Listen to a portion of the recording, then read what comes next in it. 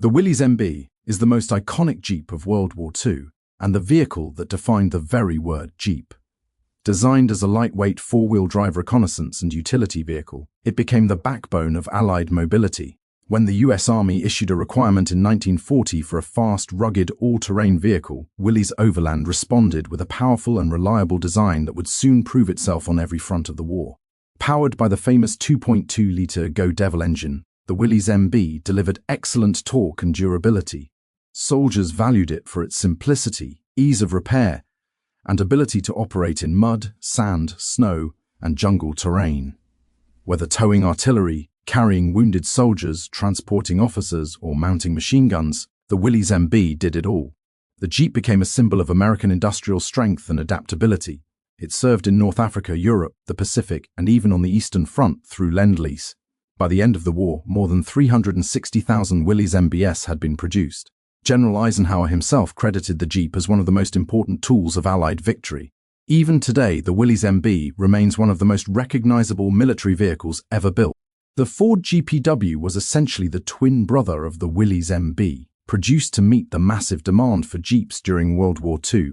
With America fully mobilized, Willys alone could not supply enough vehicles.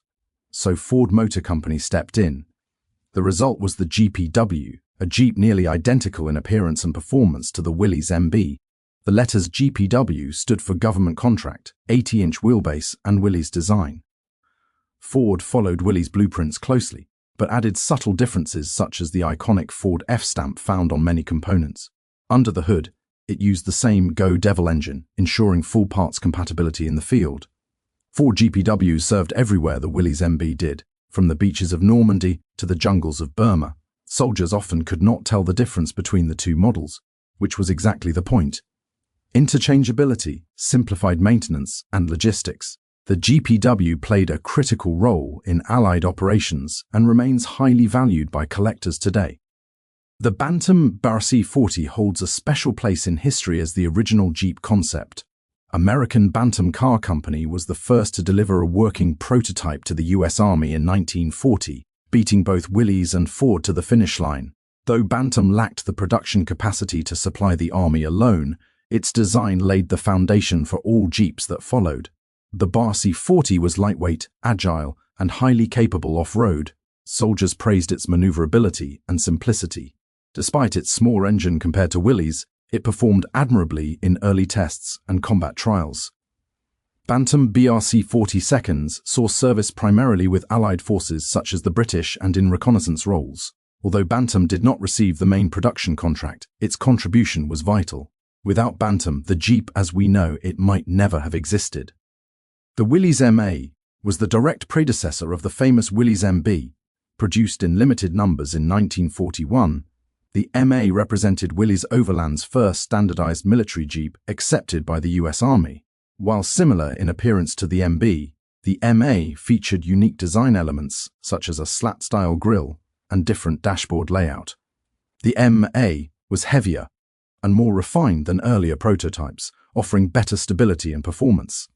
However, it still had room for improvement, and feedback from soldiers led to further refinements that resulted in the Willys MB. Although produced in smaller numbers, Willys MA saw action in early war deployments and were also supplied to Allied nations. Today, surviving examples are extremely rare and highly prized by historians and collectors. Germany's answer to the Allied Jeep was the Volkswagen Kubelwagen Type 82. Designed by Ferdinand Porsche, the Kubelwagen was lightweight, reliable, and perfectly suited to Germany's military doctrine. Instead of four-wheel drive, it relied on a rear-mounted engine, flat underbody, and portal axles to achieve excellent off-road performance. The Kubelwagen proved extremely effective on the Eastern Front, in North Africa, and across Europe. It was easy to maintain and consumed less fuel than Allied Jeeps. German soldiers appreciated its reliability even in harsh conditions. Over 50,000 Kubelwagens were produced during the war, making it one of Germany's most important utility vehicles. Though different in philosophy from the Jeep, it fulfilled the same essential role.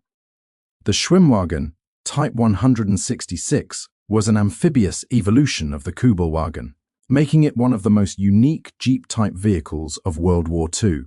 Designed for reconnaissance and river crossings, it could operate on land and water with equal effectiveness. Powered by a rear-mounted engine and equipped with a fold-down propeller, the Schwimmwagen was invaluable on the Eastern Front, where rivers and mud posed major obstacles. It was lighter and more agile than Allied amphibious vehicles. Approximately 14,000 Schwimmwagens were built, making it the most produced amphibious vehicle of the war. Its innovative design remains impressive even by modern standards. The GAZ-67 was the Soviet Union's primary Jeep-type vehicle during World War II. Designed for simplicity and ruggedness, it reflected Soviet engineering philosophy: build it tough, easy to repair, and capable of surviving extreme conditions. With its wide track and high ground clearance, the GAZ-67 performed well in mud, snow, and rough terrain. It was used for reconnaissance, troop transport, and command duties. Though less refined than Western Jeeps, it was extremely durable.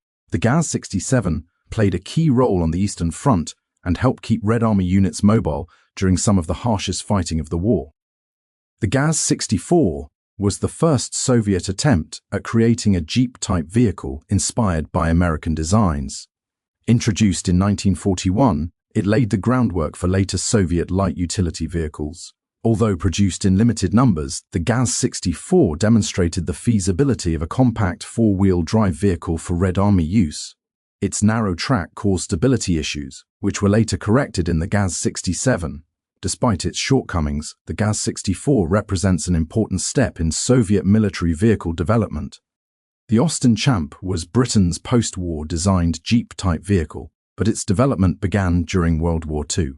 Intended as a replacement for American Jeeps, it featured advanced engineering and excellent off-road performance. However, the Champ was complex, expensive, and less practical than the simple Willys MB. As a result, British forces continued using American Jeeps during the war. Despite this, the Austin Champ represents Britain's ambition to develop its own standardized light military vehicle. The Humber light reconnaissance car was a small British utility and scouting vehicle used throughout World War II.